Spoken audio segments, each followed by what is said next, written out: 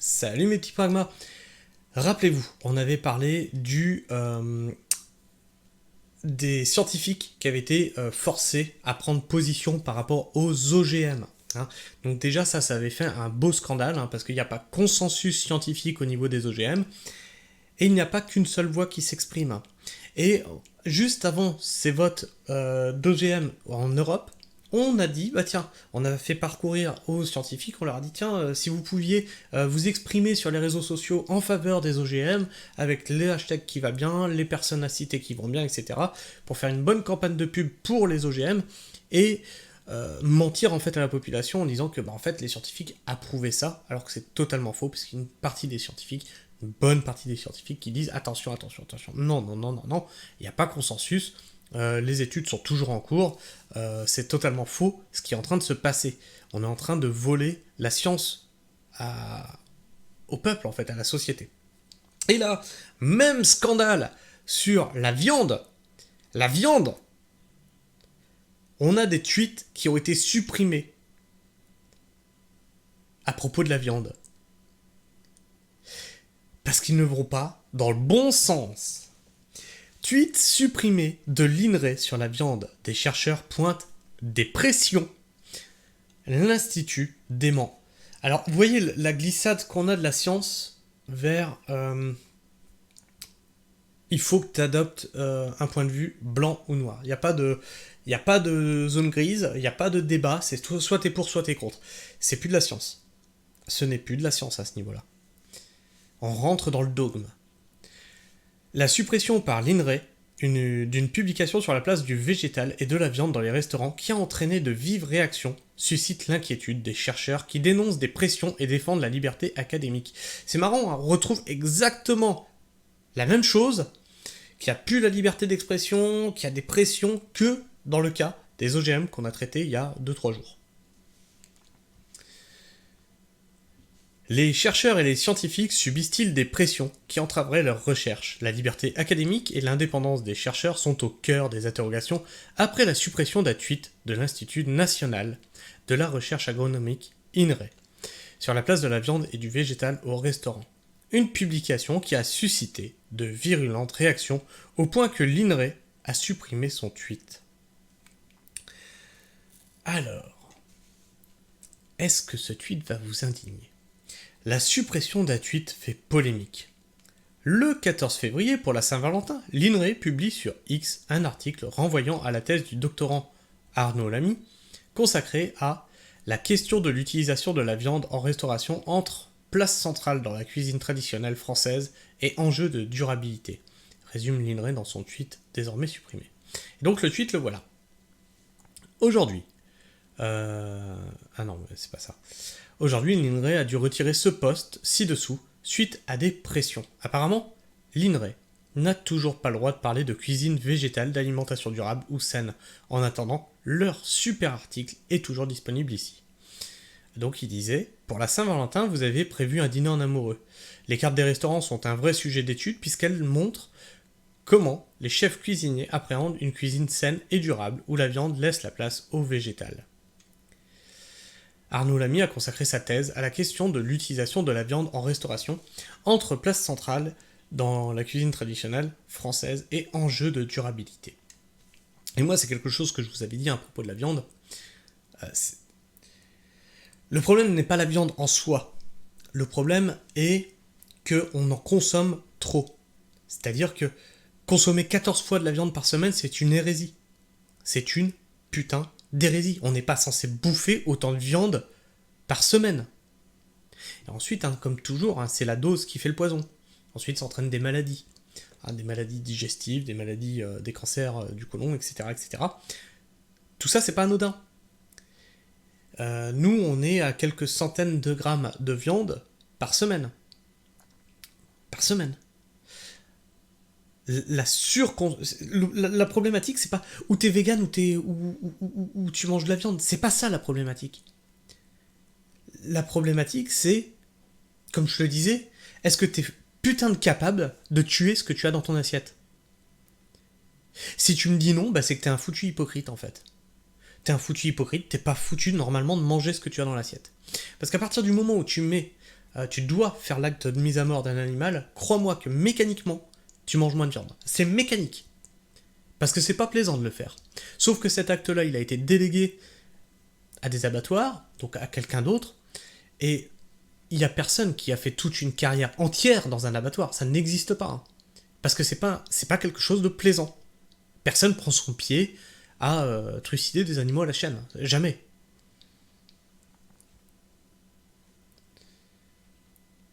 Un article qui rappelle notamment la nécessité de réduire la consommation de viande pour l'environnement. Mais voilà, là j'aime bien comme c'est tourné, de réduire sa consommation.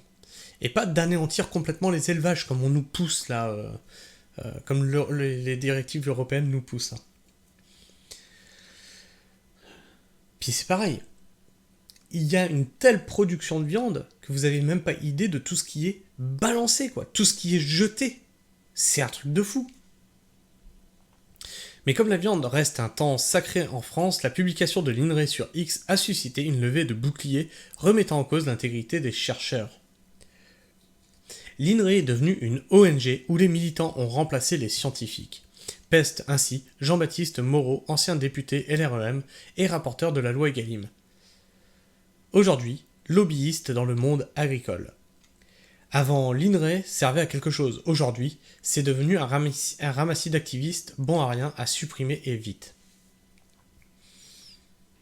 Alors, j'ai des infos par rapport à l'INRAE. Le problème, c'est que c'est pas tout à fait faux. L'INRAE est pas... comment je vais dire ça ? C'est pas qu'elle est pas neutre. Si, en fait, c'est qu'elle est pas neutre. Elle a des financements. Et elle doit des comptes. Et si mes souvenirs sont bons de ce que m'avait raconté mon ingénieur agronome, je crois qu'ils sont en contrat aussi avec Monsanto Bayer.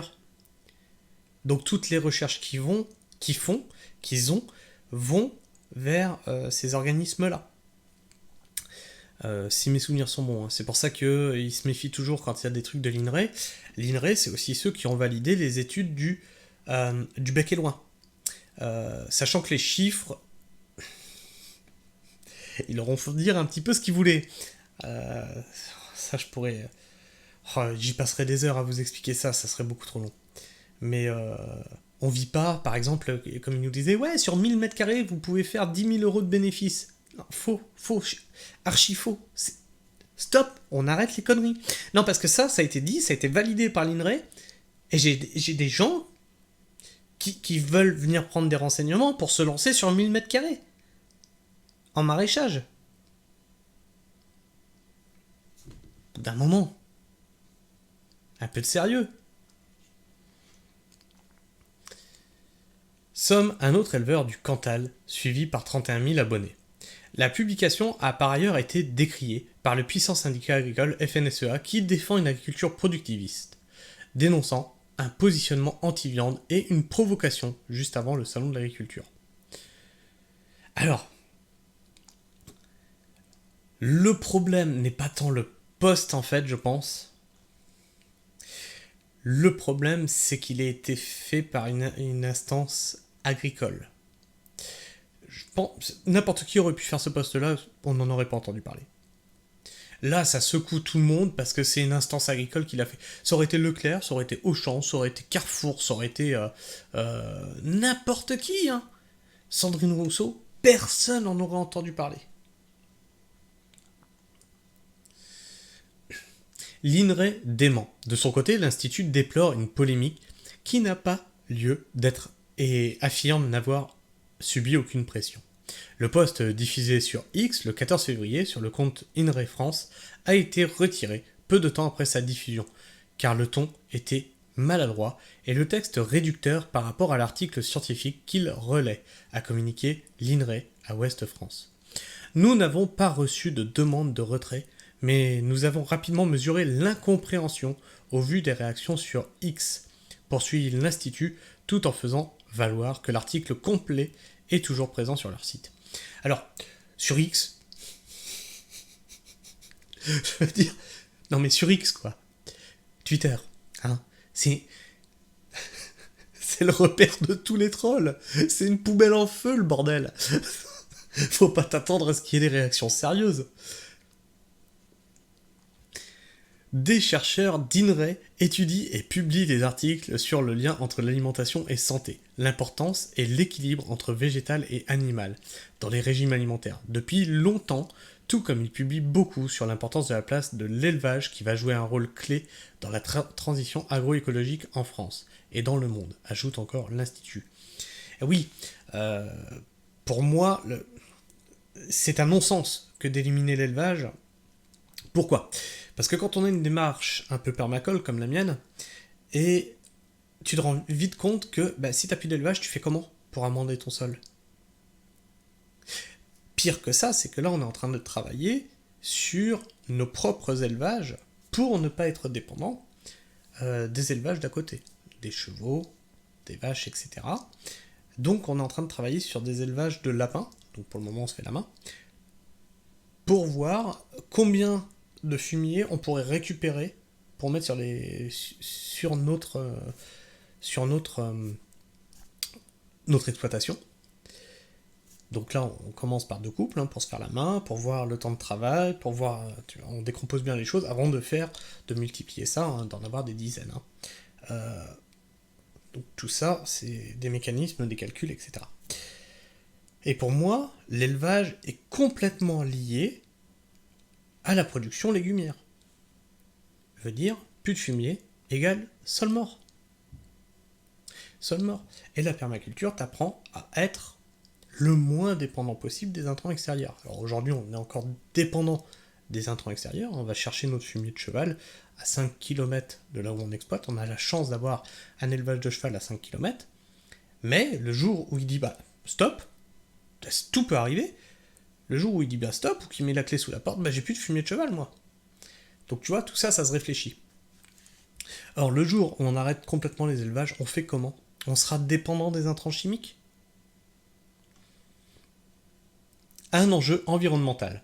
Réduire la demande des produits animaux et consommer davantage d'aliments issus de végétaux font partie des mesures d'adaptation face aux enjeux climatiques.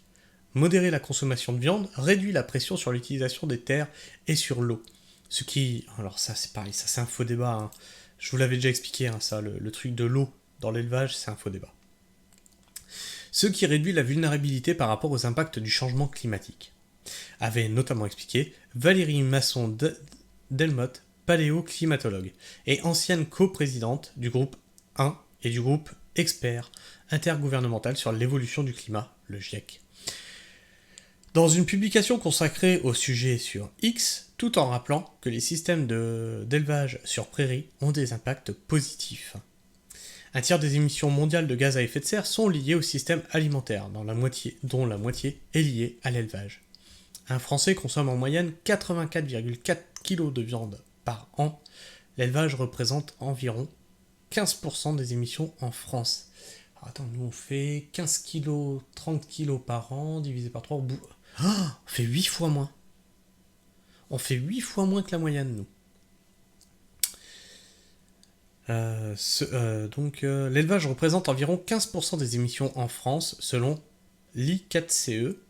Celles-ci sont liées au système digestif des ruminants. Méthane. Oh putain, ça. Mais arrêtez avec le méthane! Je veux dire, les industries produisent bien plus de méthane qu'une vache, bordel. Quand tu vas au lit, tu pètes, tu fais du méthane aussi. Il y a 8 milliards d'individus sur Terre. Et à la décomposition du fumier, N2O. La réduction de la consommation de viande contribue aussi à réduire la pression sur l'utilisation des terres et de l'eau. Alors, pareil, les agriculteurs ne sont pas teubés. Souvent, les élevages sont mis dans des prairies qui sont difficilement cultivables. C'est des choses où tu peux pas faire autre chose finalement que de la pâture, où ça va être très difficile de faire autre chose, va falloir régénérer le sol. Techniquement, nous on était sur une ancienne pâture qui était tellement dégradée qu'elle ne servait même plus à la pâture. Les terrains à côté d'une autre, tous les terrains à côté d'une autre, c'est des pâtures. C'est des pâtures, pourquoi ? Parce que terre hydromorphe, blindée de caillasses, comme on dit, c'est une terre à vigne. Voilà, nous on a fait beaucoup de travail sur 4 ans pour régénérer ce sol-là, sortir les caillasses, voilà, tout ça, travail à la main en plus, on n'a pas fait intervenir de machinerie lourde, mais tu vois que même en ayant des machineries lourdes, ils se font pas chier, ils mettent des élevages dessus, parce que ces terres-là sont plus compliquées que d'autres, qui sont déjà prêtes à l'emploi et qui donc vont tout de suite donner leur plein potentiel de production. Le programme national Nutrition Santé 2019-2023 recommande de limiter la consommation de la viande rouge, produits laitiers et charcuterie, et d'augmenter notamment la part de légumineuses et de légumes secs. Alors c'est pas moi qui vais les détromper, hein. Venez, on en vend. Des tensions internes pointées au sein de l'INRAE. L'INRAE est un institut de recherche agronomique qui reste sous la tutelle du ministère de l'Agriculture, qui veut protéger les filières animales françaises. Dans un rapport consacré à l'influence des lobbies sur la viande, Greenpeace avait pointé des tensions internes au sein de l'INRAE, évoquant notamment une publication de l'Institut sur l'élevage et la viande qui avait été vivement critiquée par le syndicat Sud Recherche. Les chercheurs dénonçaient des simplifications, raccourcis et omissions abusives au regard des conséquences reconnues de l'élevage intensif sur l'environnement. Un économiste de l'INRAE, qui a témoigné dans ce rapport, Nicolas Trèche, y déplore que les lobbies de la viande influencent indirectement la production scientifique, tout en se disant totalement libre de choisir ses sujets de recherche.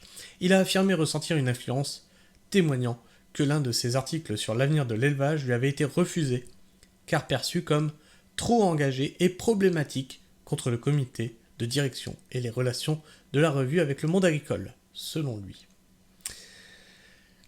Là, ça devient grave, hein, quand on commence à entraver des études scientifiques, donc là, c'est plutôt le lobby de la viande qui fait pression, ça devient problématique. Hein. La liberté académique en question. L'affaire de la suppression du tweet de l'INRAE anime la communauté scientifique, dont certains membres relayent la capture du tweet original et l'article qui y était associé. Je suis très inquiète des pressions s'exerçant sur les institutions académiques pour restreindre la communication de résultats de la recherche, notamment lorsqu'ils abordent des enjeux de soutenabilité, a de son côté déclaré sur X Valérie Masson-Delmotte le 15 février. Sans faire directement référence à l'INRAE. Les établissements doivent assurer aux chercheurs et enseignants-chercheurs les moyens d'exercer leur activité dans des conditions d'indépendance et de sérénité. Je suis tout à fait d'accord avec ça. Hein. Que les chercheurs puissent faire et qu'on leur dise pas « tu dois dire ça, tu dois répondre ça, tu dois étudier ça », des recherches complètement indépendantes et sereines et publier leurs résultats, voire des résultats contradictoires. C'est comme ça que la science elle avance. Rappelle-t-elle, citant le Code de l'éducation, ajoutant « Le service public de l'enseignement supérieur est indépendant et garantit les possibilités de libre développement scientifique, créateur et critique. » Est-ce qu'il y a des commentaires là-dessus ? Il n'y a pas de commentaires là-dessus. On est sur Ouest France. Et vous, qu'est-ce que vous pensez de ce tweet ? Pensez-vous qu'il est désastreux ? Moi, je pense que c'est quelque chose que j'aurais pu dire. Hein. Franchement, j'aurais pu le dire. Pourtant, je mange de la viande. C'est quelque chose que j'aurais pu dire. Effectivement, il faut revoir sa consommation de viande. Je le dis assez régulièrement. Trop de viande, bah, tue la viande, en fait. Hein. Et tue la santé. Enfin bref, n'hésitez pas à me dire ce que vous en pensez dans les commentaires, à me partager votre avis et vos opinions, à en débattre entre vous, dans le respect mutuel. Si vous êtes encore là en fin de vidéo, n'hésitez pas non plus à vous abonner et à activer la petite cloche pour ne rater aucune de mes sorties vidéo. Et puis, si vous savez pas quoi mettre en commentaire, et puis que vous voulez me dire que vous avez apprécié la vidéo, vous pouvez toujours me laisser un like, ou à l'inverse, si vous voulez me dire que vous n'avez pas apprécié la vidéo, et puis vous savez pas quoi mettre en commentaire, vous pouvez me mettre un dislike, ou pour me signifier que ma tronche de barbu ne vous revient pas. Sur ce, moi, je vous fais la bise, prenez soin du sol, et restez pragmatiques. Ciao.